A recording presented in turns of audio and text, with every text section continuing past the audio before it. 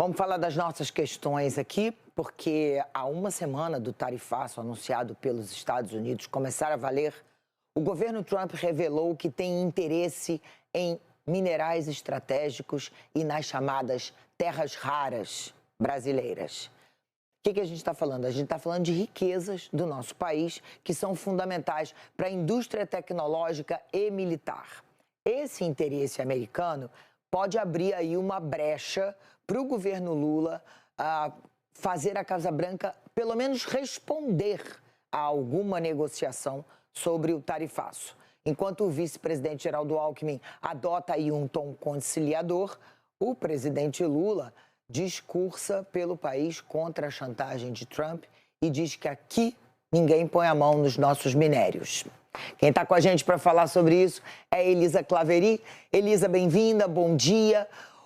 O desejo dos Estados Unidos, essa ambição deles por essas terras raras do Brasil, foi levado até a iniciativa privada, mas não foi formalizado ao governo brasileiro, né?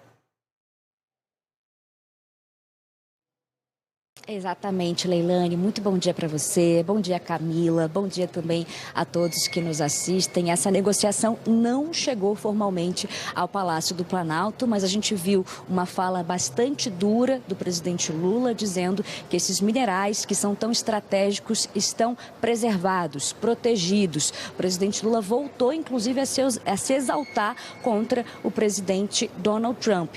E aí vale a gente dizer que o Brasil tem reservas importantes desses recursos que são considerados fundamentais para a economia global, por exemplo, nióbio, lítio, grafite, cobre, urânio, e a gente sabe também que faz parte da política de Donald Trump pressionar outros países para que eles possam repassar esses recursos para os Estados Unidos. E aí essa fala bastante dura do presidente Lula aconteceu depois que o encarregado de negócios da Embaixada dos Estados Unidos, Gabriel Escobar, ele se reuniu com representantes do Instituto Brasileiro de Mineração, que é o IBRAM, e ele manifestou esse interesse dos Estados Unidos em fechar acordos com o Brasil para a aquisição desses minerais estratégicos. Aí o presidente do IBRAM, que é o Raul Jungmann, ele disse que os americanos demonstraram insistência nessa negociação e que Raul Jungmann deixou muito claro que qualquer acordo desse tipo tem que ser feito com o governo federal, porque os minérios pertencem à União. A gente vai assistir a um trecho de uma entrevista que o Raul Jungmann deu ao Jornal Nacional e, na sequência, a gente escuta também o que disse o presidente Lula em um evento em Minas Gerais. Eles reafirmaram esse interesse, mostrando realmente que eles estão preocupados e que eles têm interesse. E nós sabemos que eles realmente precisam de terras raras, tá certo? Eu respondi a eles que, como a Constituição brasileira determina que o subsolo, leia-se, os minerais são da União, que essa é uma pauta do governo, que nós estávamos preocupados em estreitar uma pauta e fazer contrapartidas com o setor privado e também com o Congresso americano. Evidentemente que pode vir a ser uma carta a mais na manga da negociação para os brasileiros. Mas isso, repito, depende do que o presidente e o nosso negociador-chave venham a propor. Nós temos 8,5 milhões de quilômetros quadrados para proteger. Nós temos 8.500 quilômetros de fronteira marítima para proteger. Nós temos 16.700 quilômetros de fronteira para proteger. Nós temos a maior floresta do mundo para proteger. Nós temos 12% da água doce do mundo para proteger. Nós temos 215 milhões de pessoas para proteger. Nós temos todo o nosso petróleo para proteger. Nós temos todo o nosso ouro para proteger. Nós temos todos os minerais ricos que vocês querem para proteger. E aqui ninguém põe a mão. Este país é do povo brasileiro. Nada. Mas afinal, o que são essas tais terras raras que mexem com a geopolítica do mundo inteiro? Elas são um grupo de 17 elementos da tabela periódica entre os mais de 100. E são fundamentais em diversas áreas da tecnologia.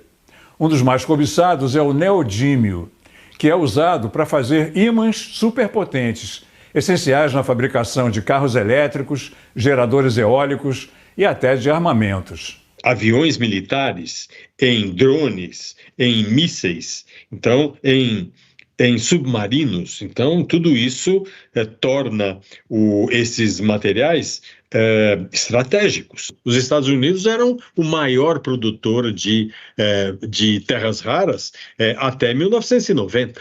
A partir de 90, a China entra e cada vez mais forte, até que hoje ela produz 90% dos superímãs que o planeta usa.